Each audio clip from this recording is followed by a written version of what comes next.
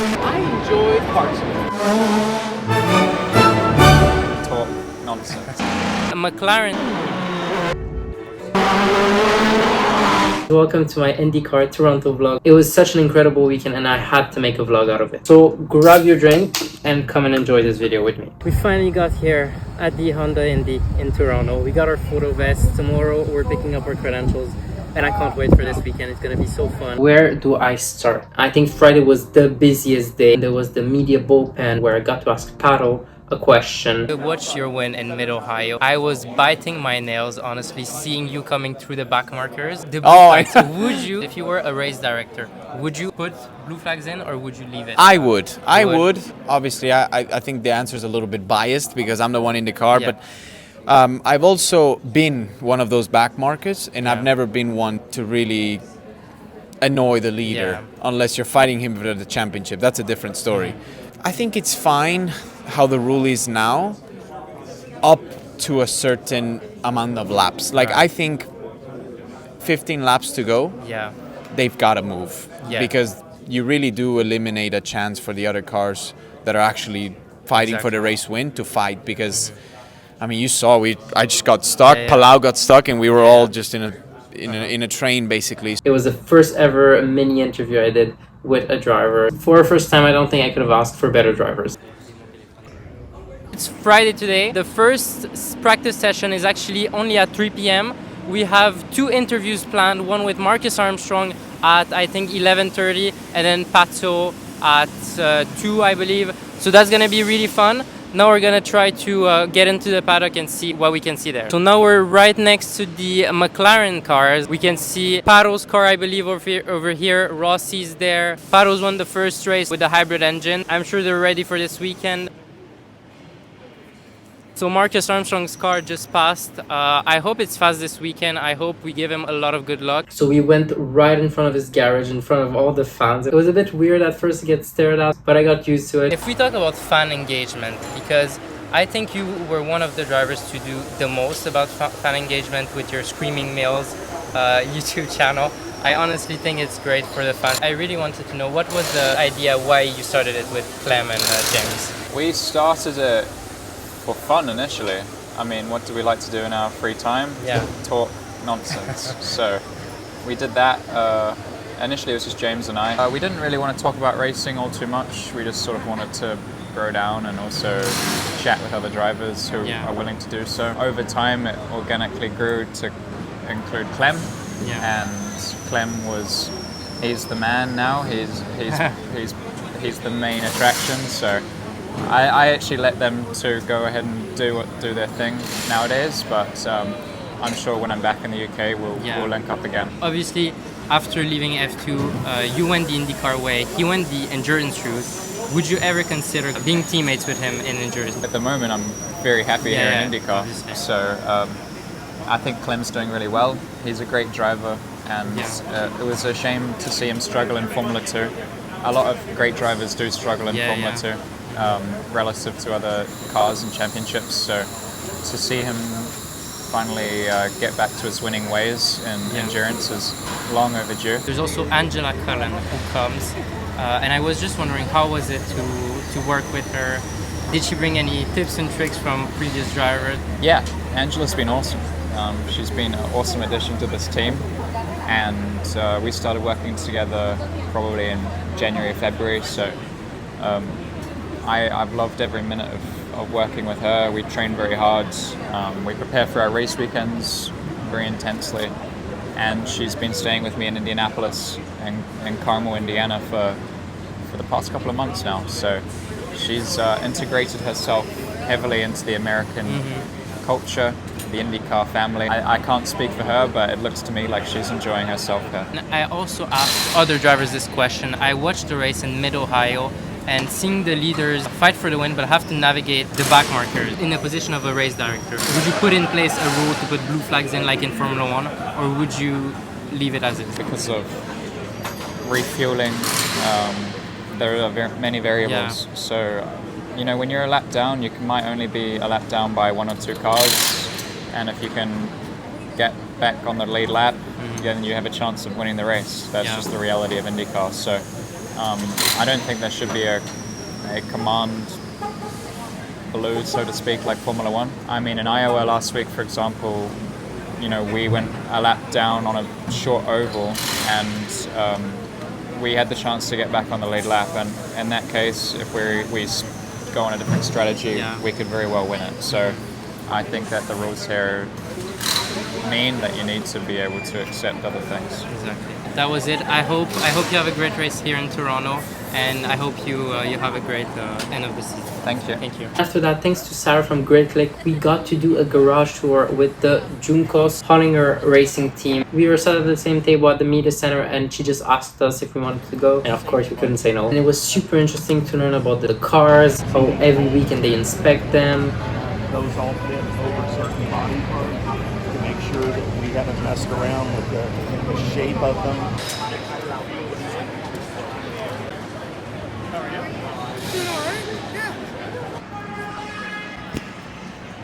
Okay, so first of all, you've won the first ever race with the hybrid engine. Yeah. I just wanted to know what were the main differences between driving a hybrid car and a non-hybrid car? So the Indycar hybrid system isn't as complex, I would say, as, for example, the Formula One system. It really is basically a battery pack that we can regen either by the braking of the car or manually, or you could do it at part throttle. We basically choose where you can regen. Obviously, there's compromises that you do with power, but I would say the main differences of having the hybrid and not having the hybrid is just having a few bursts of boost, we can call them, in areas where we didn't have them before. Yeah, as you told me this morning, it's similar to the curve system in Formula One that they had back in 2011. I've heard in one of the podcasts you did that the team's experience is really, really important. What they can bring you in terms of backing, in terms of analytics at the track, for the strategies and everything. So as a team that is obviously a big name in motorsport, but is quite new in IndyCar, how do you manage to fight off teams like Chip Ganassi who have so much more experience? So where we are right now, our reality is that we're still chasing, right? We're still chasing Penske, we're still chasing Ganassi, but we've grown year after year. Our results have shown that, our consistency has shown that.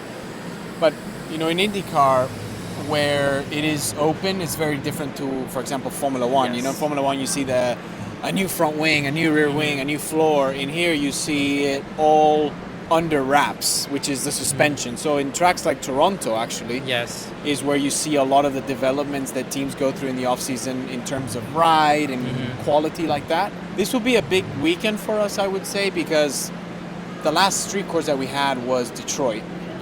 It wasn't the best of races for us. No. Toronto historically hasn't been amazing either. You're going to change that this weekend. Yes, so we're determined to change it this weekend. Yes, we're determined. In Formula One, we've seen time and time again dominations from drivers, for it to be Max, Seb, Lewis. But in IndyCar, that doesn't happen. But there's always teams that are at the top, as we said, Chip Ganassi or Penske. So do you think it's similar in terms of a domination or not? For example, last year, Palau was really, really strong. And he's in the 10 Ganassi car. This year, I don't think we've seen that dominance.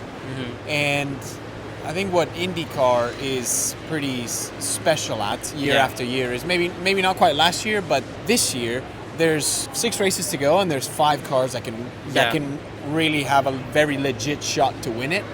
Maybe even 6 or 7 if those cars have really strong weekends now and the coming ones. If we change topics now, in terms of fan engagement, from a fan perspective as well, I think you've been very active with all of these media duties, even doing collaborations with other creators like Mclaren and your sponsor Electrolyte. I think you've done some terrific content. I really want to try one.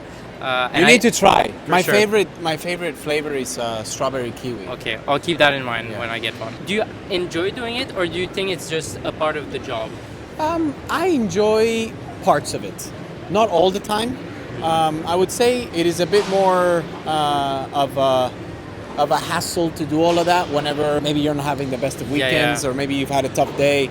The last thing you want to do is clown around on social media because what you need to be focusing on is in basically performing, right? But racing. I try and have fun with it because that's the whole point. If you're not having fun with it, we do too much of it to hate it. Yeah, exactly. And I think you're doing the right amount. Even like Marcus Armstrong with his screaming meals and everything. I think that's the right amount to give fans an access to racing that might not have the money to come to races. As a driver, what would you say are the most difficult parts of this weekend in terms of the track, the pit lane being too tight?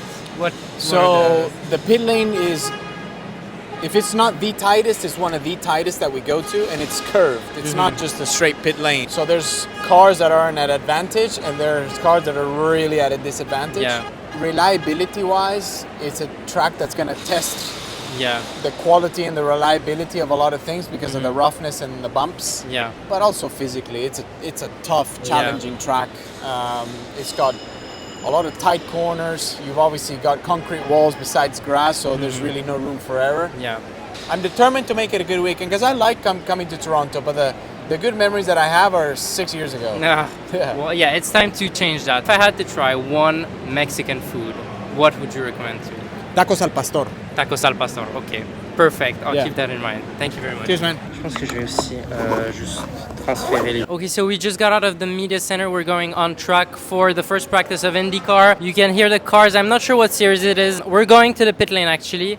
Let's see if we can see Pato again and get some good pictures. We went behind the pit lane, right behind Pato's box to get some behind the scenes shot.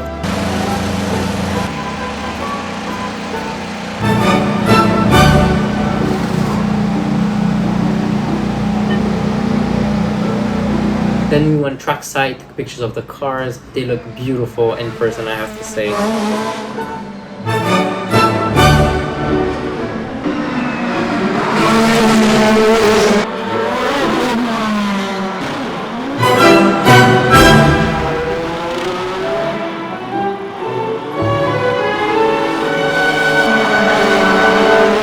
In the evening, we went downtown to go to a restaurant with a view. It's called The Porch. The food was meh, but the view was insane, honestly. The CN Tower at night, it was really beautiful. Saturday was honestly more relaxed because we didn't have any interviews. There was no stress. I prepared the night before. I was so stressed that I was gonna mess it up because it was my first ever time doing interviews. It's day 3 here at the Toronto Indy. I'm dressed in Mclaren today again, very happy. Yesterday was an amazing day. We managed to interview Marcus Armstrong and Pato Award. It was very great. Pato's great, Marcus was great as well, but Pato just has that personality in him. After that, we got a garage tour with Junko's Hollinger. Thanks to Sarah from Grid Click. You're very nice, thank you. They showed us their very special merch actually. I'll show you guys after. We're gonna get some pictures with the jacket in the pit lane. Let's have a great day today as well.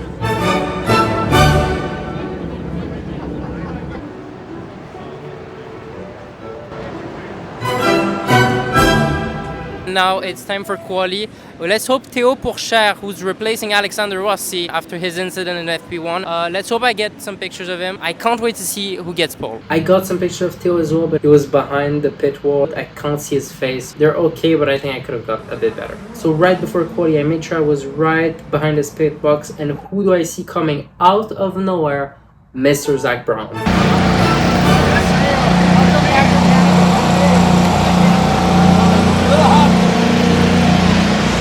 So happy. I didn't expect it. Quali happened.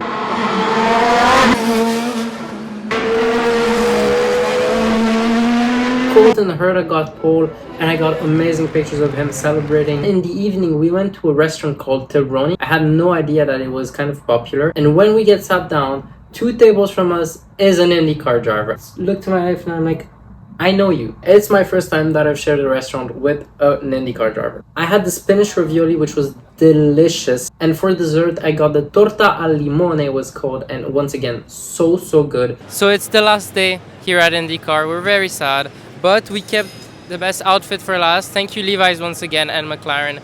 It's very appreciated. We'll be rocking it around race day.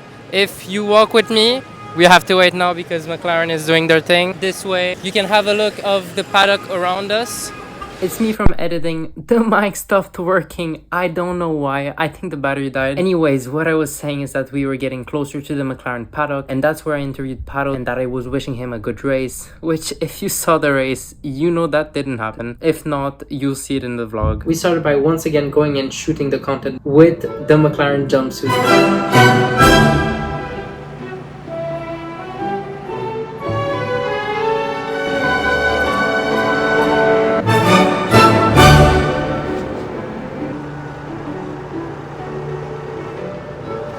I think that day I was pushing it a lot. It was too hot to be in that jumpsuit, honestly. And to the pit lane walk, we were all on track with all the fans, the mechanics, the drivers. It was so special to be between all those people. Got some good sleep. Really? I mean, I'm not shocked. You're what, 6'7"? And I got a great shot of Pato and his mechanics during the national anthem. I love it. Picture of the weekend.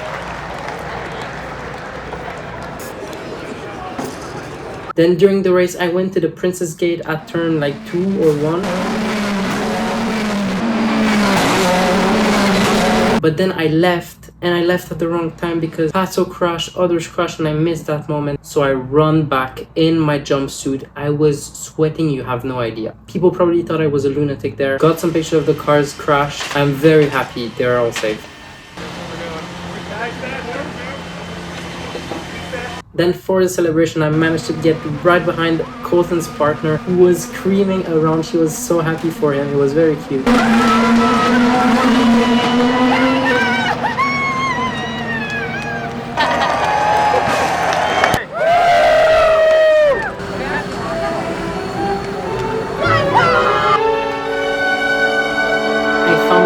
Right behind them on our way to the podium. I overtook them to get pictures from the front, and I had to walk with them all the way to the podium because I couldn't go back. The security guard wouldn't let me. Shot the podium from in between the fans because I couldn't get out. Once again to our podium finishers Scott Dixon, Kyle Kirkwood, and Colton Herta. The fans were the closest to the podium actually. When in Formula 1, they're on the other side of the pit wall. A couple more photos to do, but for team photos, but